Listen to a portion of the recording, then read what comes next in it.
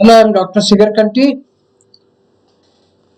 In this video, we define vector subspace and prove some results on a vector subspace.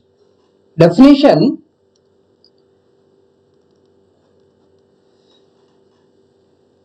let V be a vector space over a field F. V be a vector space over a field F. A subset W of V is said to be a subspace or vector subspace. Just we call it as subspace or vector subspace. A subset W of V is said to be a subspace of V if W itself is a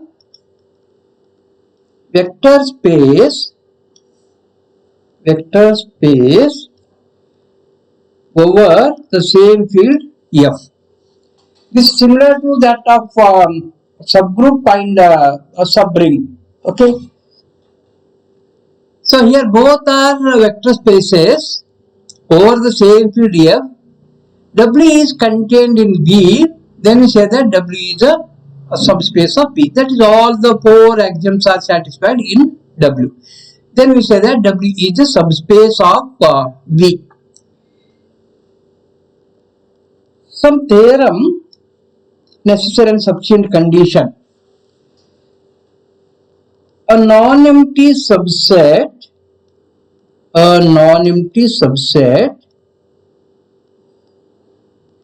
W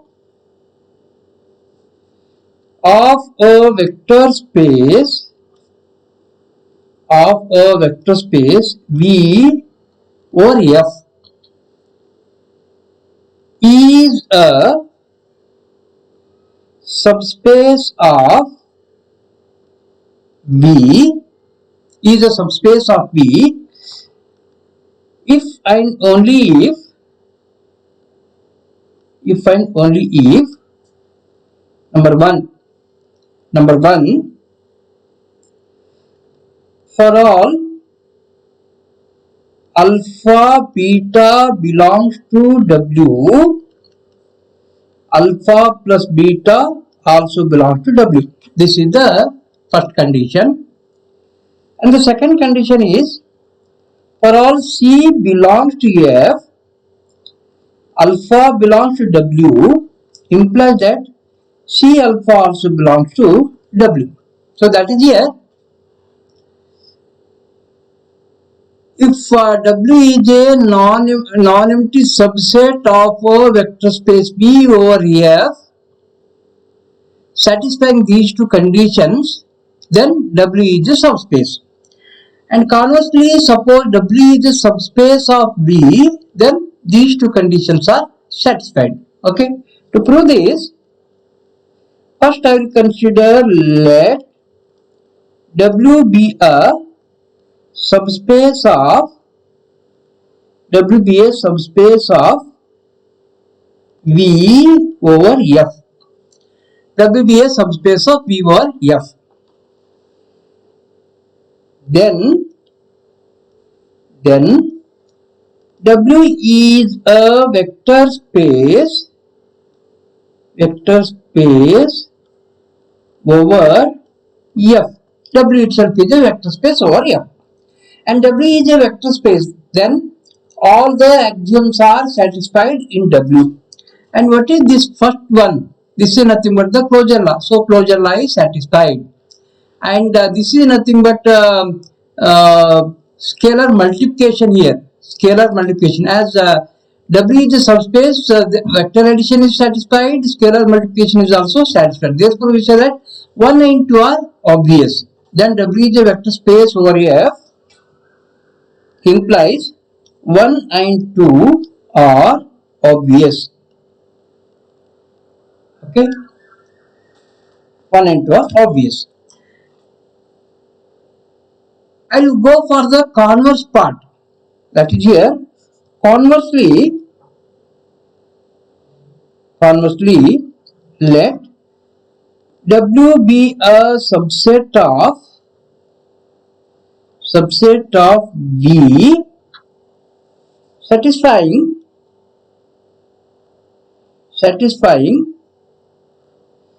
1 and 2. Satisfying 1 and 2. We prove that W is a subspace. Okay, we prove that W is a subspace. To prove that W is a subspace, what we need to prove is W is a vector space.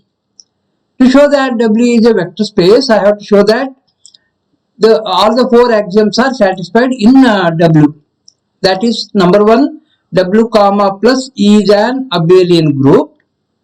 Second one, associative law holds in W. Third one, distributive laws hold in W. Last one, 1 into alpha equal to alpha for all alpha belongs to W. These 4 axioms we have to prove. Okay. So let me consider one by one.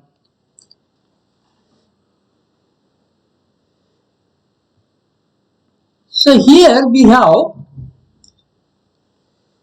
what is the necessary and sufficient condition of a non-empty subset of a group to be a subgroup. So that is here, if G is a group, okay, G is a group, and H is a subset of G, G, then H is a subgroup of G if and only if A comma B belongs to H, implies that AB inverse belongs to H. This is the necessary condition for a non-empty subset H of a group to be a subgroup. So here, what I do here is I show that W is a subgroup of V. W is a subgroup of V with respect to addition. So that is what we have to prove here is, we prove that W is a subgroup of V with respect to addition. Okay. To prove that W is a subgroup of V with respect to addition, by using this result, what we need to prove here is, we have to prove that alpha comma beta belongs to W. We have to consider alpha comma beta belongs to W, and we have to show that alpha into beta inverse. Beta inverse means here with respect to addition, inverse of beta is minus beta. This we have to prove. That is, consider alpha comma beta belongs to W. Try to show that alpha minus beta belongs to W. If I prove that this alpha minus beta belongs to W, then we can say that W is a subgroup of V. Okay. So to prove this, let me consider. So let alpha comma beta belongs to W. Okay. Now, since 1 belongs to F, right? Unity is there in F. If 1 belongs to F, minus 1 also belongs to F. Okay. Minus 1 also belongs to F because F is a field. Minus 1 belongs to F. And then by condition 2, what is condition 2?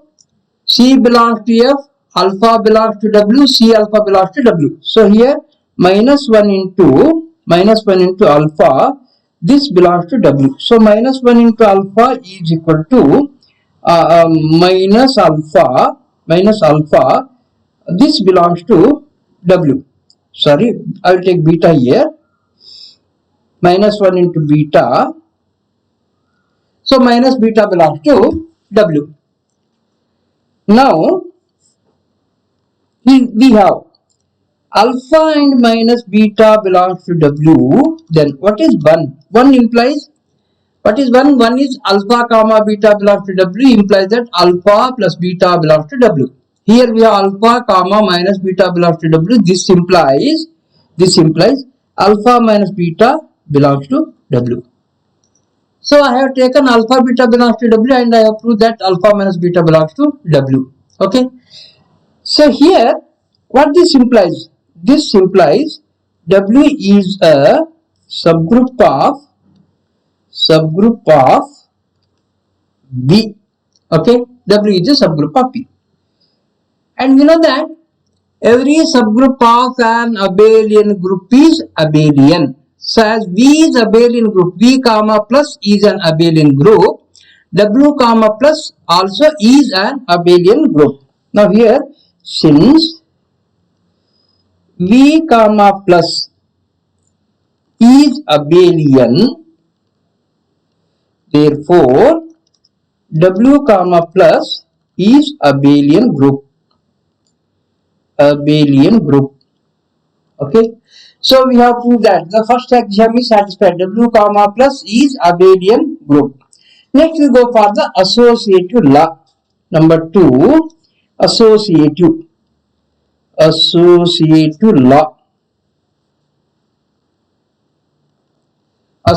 law. For associative law, we have to consider two elements C1, C2 belongs to F and alpha belongs to W. I have to prove that C1 into C2 alpha equal to C1, C2 into alpha. So that is here, let C1, C2 belongs to F and alpha belongs to W. This implies C1, C2 belongs to F. Alpha belongs to W means alpha also belongs to V because W is a subset of V. Now V is a vector space. That is here. V is a vector space. Their associative law is satisfied. That is here. C1 into C2 alpha is equal to C1 C2 into alpha satisfied. So that is here. Associative law holds in W. And next we go for the third one, distributive laws. Okay, third one, distributive laws.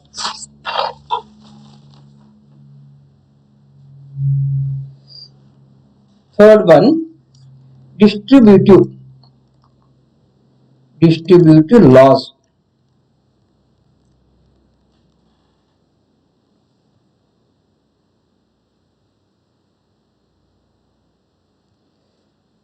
Third one, distributive laws. Both left distributive and right distributive you have to prove. So for this, let me consider, let C belongs to F and alpha beta belongs to W. This implies C belongs to F and alpha beta, they belong to W means they belong to V also because W is a subset of V. And this implies C into alpha plus beta is equal to C alpha plus C beta because V is a vector space. So left distributive law is satisfied. Similarly, consider the right distributive law. Next again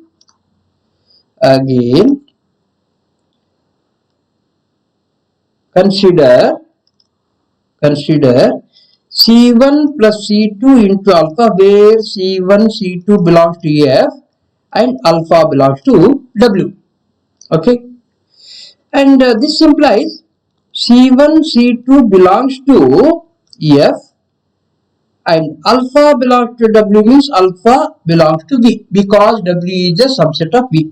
What this implies?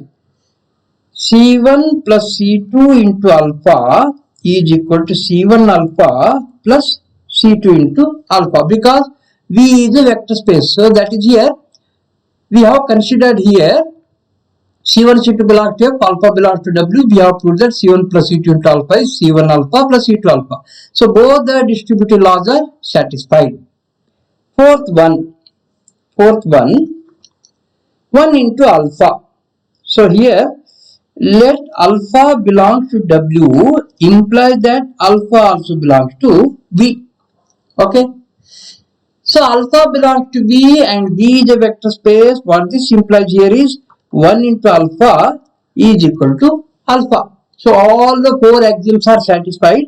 Therefore, W is a subspace of V. Right? That is, if W is a subset of V satisfying the conditions 1 and 2, then we have proved that W is a subspace of V. These are the necessary and sufficient conditions for a non-empty subset W of a vector space V to be a subspace. Right? Next we go for one more theorem. This is similar to theorem number first theorem, and it is simplified form of the first theorem. Okay. So the second theorem is, the statement we write like this: a non-empty subset W of a vector space V is a subspace of V if and only if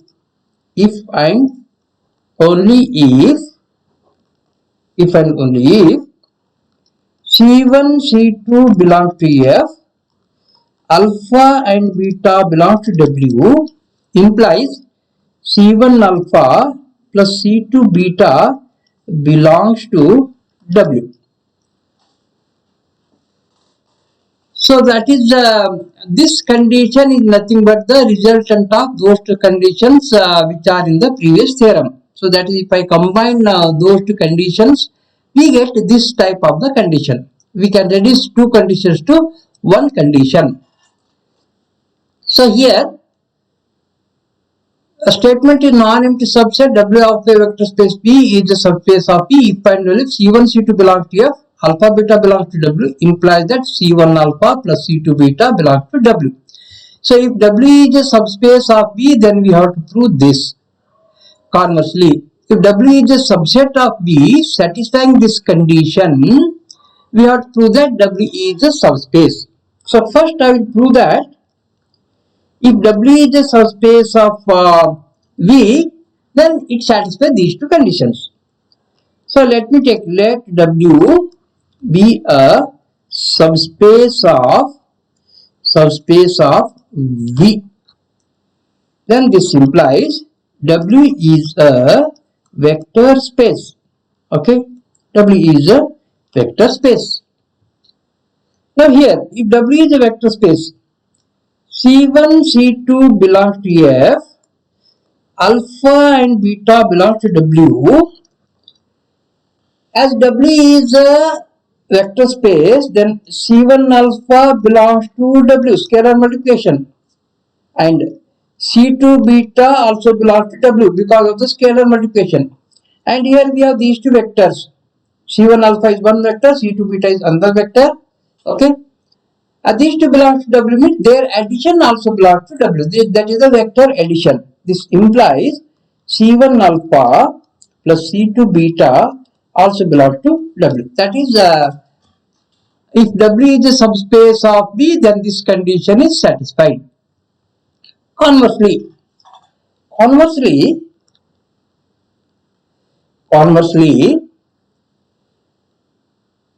let W be a subset of V satisfying the given condition. That is, what is the condition? C1, C2 belongs to F, alpha, beta belongs to W, implies that C1 alpha plus C2 beta belongs to W. That is, W is a subset of V which satisfies this condition. I have to prove that W is a subspace. To prove that W is a subspace, we go to theorem number 1. Okay. What is theorem number 1? See here.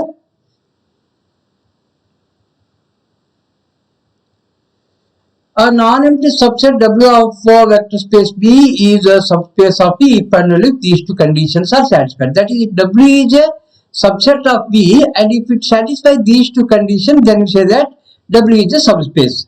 So in this case, what I do here is, I try to show that these two conditions are satisfied. Then we say that W is a subspace. Okay.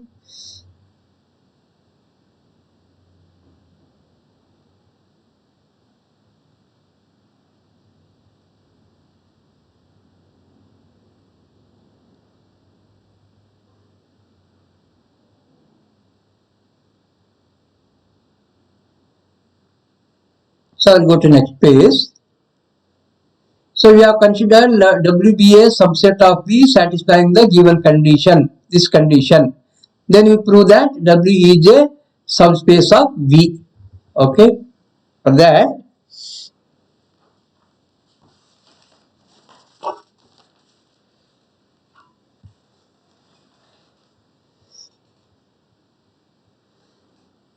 so we prove that those two conditions of theorem 1 are satisfied in W. For that, what I do here is, given condition is C1, C2 belongs to F, alpha, beta belongs to W, implies that C1 alpha plus C2 beta belongs to W. This is given. What I do here is, put C1 equal to C2 equal to 1. So 1 belongs to F.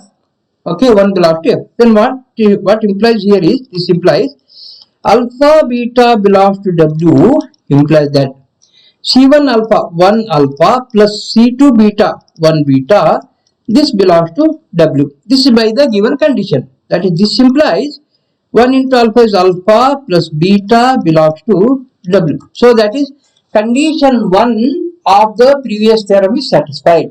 Now I will prove that the condition 2 is also satisfied. Now what I do here is, again C belongs to F,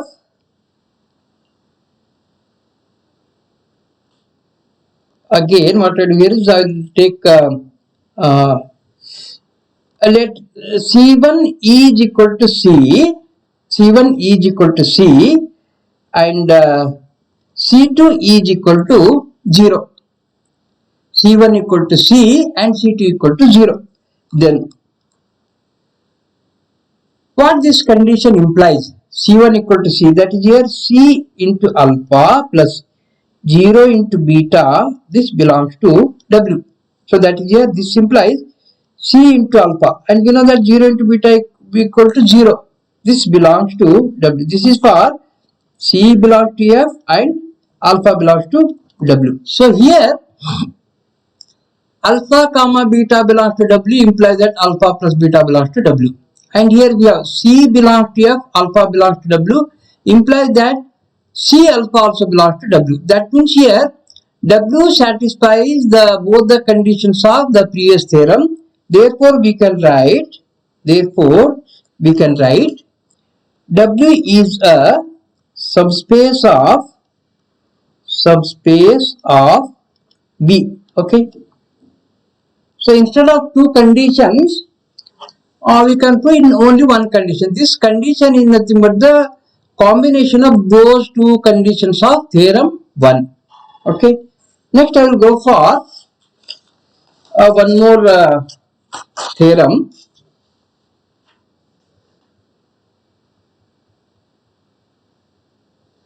Next theorem, the intersection of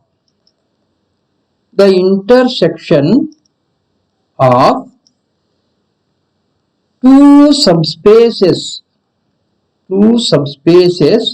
is again a subspace. is again a subspace. The intersection of two subspaces is again a subspace. So we consider let S and T be two subspaces. Then we prove that S intersection T is also a subspace. That is, to prove this, prove let S and T be two subspaces of a vector space V over F. Okay, S and T are two subspaces. I have to prove that S intersection T is a subspace of V. Okay,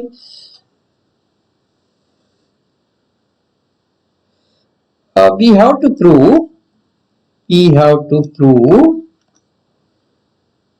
that S intersection T is a subspace of V. To prove that S intersection T is a subspace of V, we go to the previous theorem result, that is C1 C2 belongs to F, alpha beta belongs to W, implies that C1 alpha plus C2 beta belongs to W. So to prove that S intersection T is a subspace of V, we have to consider let C1 C2 belongs to F, alpha comma beta belongs to S intersection T, then we have to prove that C1 alpha plus C2 beta belongs to S intersection T. Okay. So for this, let C1 C2 belongs to F and alpha comma beta belongs to S intersection T. What this implies is C1 C2 belongs to F. C1 C2 belongs to F. Here alpha comma beta belongs to S intersection T, means alpha comma beta belongs to S as well as alpha comma beta belongs to T. So here we have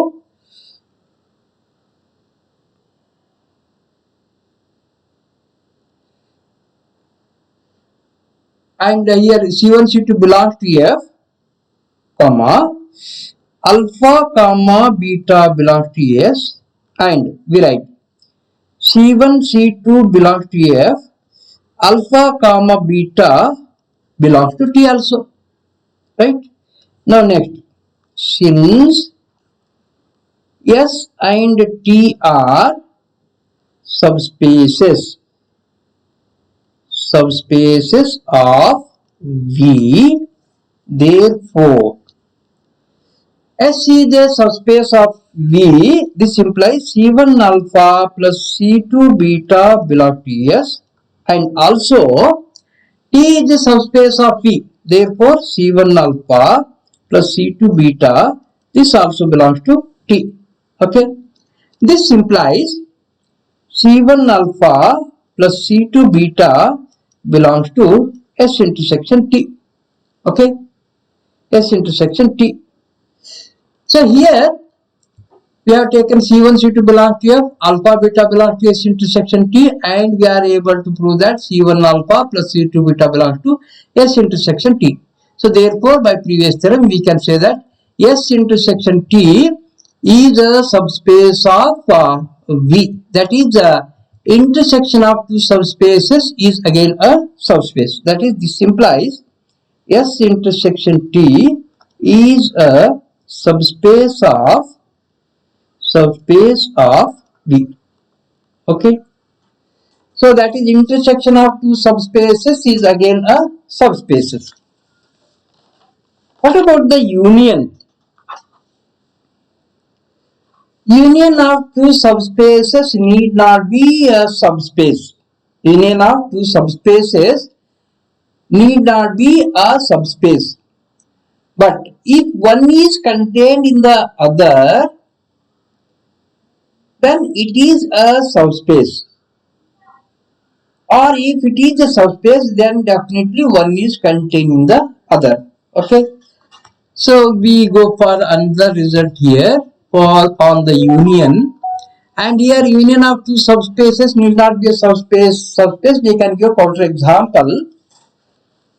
So we go to the next theorem. Next theorem is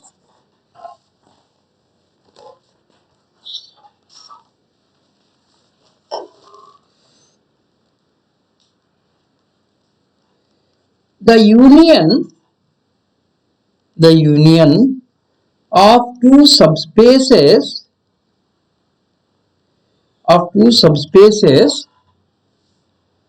is again a subspace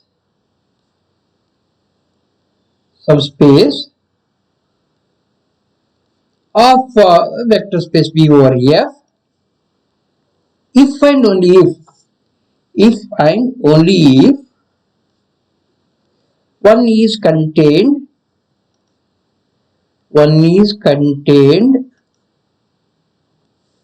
in the other one is contained in the other. So let me try to prove this. Let S and T be two subspaces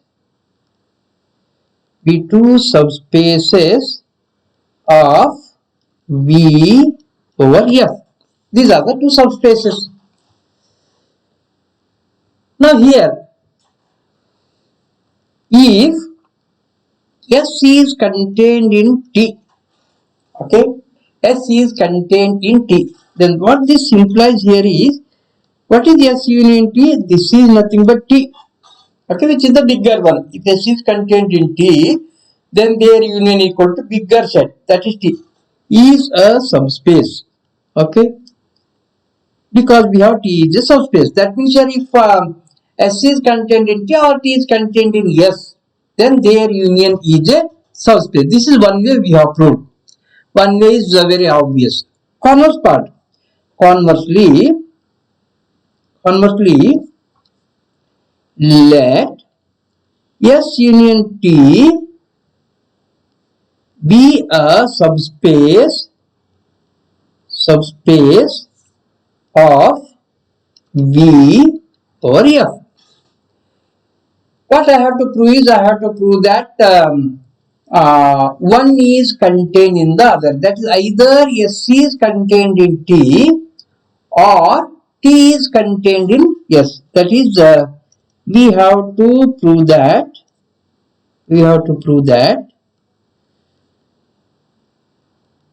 S is contained in T or T is contained in S.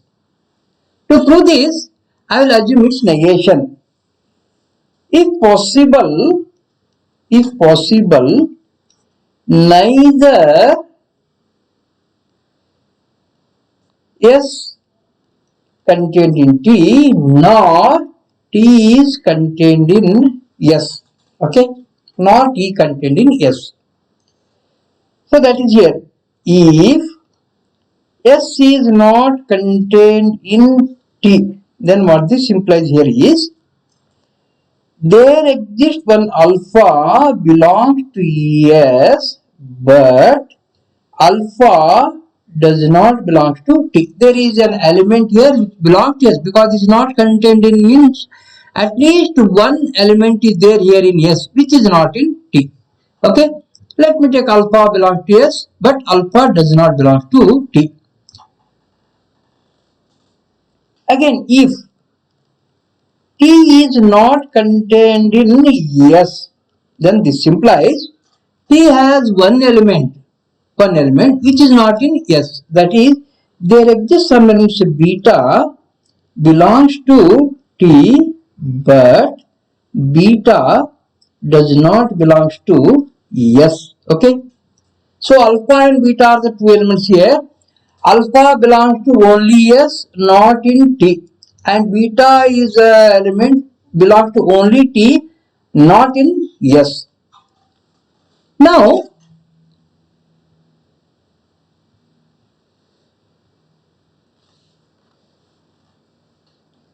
Since S union T is a subspace of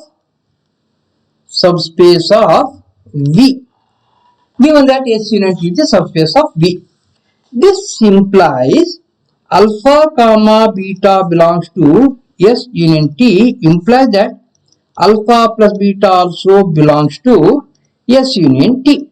Okay, because S union T is a subspace. Now, alpha plus beta belongs to S union T means alpha plus beta belongs to S or alpha plus beta belongs to T. Now here, this implies alpha plus beta belongs to S or alpha plus beta belongs to T. Okay, alpha plus beta belongs to S or alpha plus beta belongs to T. Now let me consider this. Let alpha plus beta belongs to S. What happens? Alpha plus beta belongs to S. I have taken here.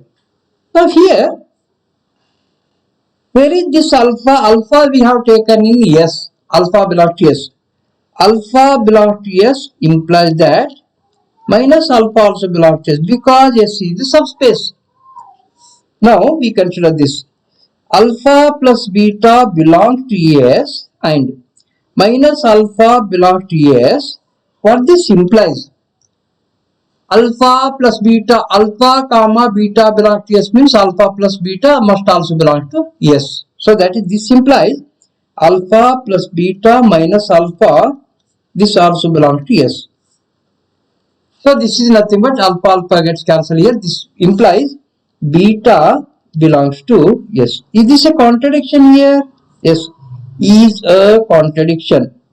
Is a contradiction because beta is not an element of S. Okay, we have beta is such that, see, beta is not an element of S here, and I am getting beta belongs to S. I am getting beta belongs, which is a contradiction. Why we are getting this contradiction? My assumption is wrong here. That is here, my assumption. What was my assumption? Neither S subset of neither S contained in T nor T contained in S is wrong here. So similarly, we can prove that is a contradiction. Similarly,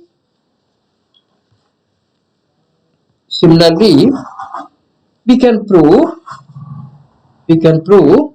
alpha belongs to T. Again, this is a contradiction.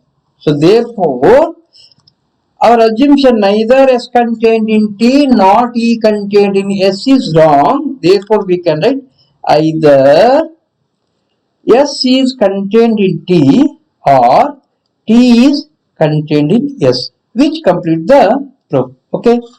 Thank you. I will stop here.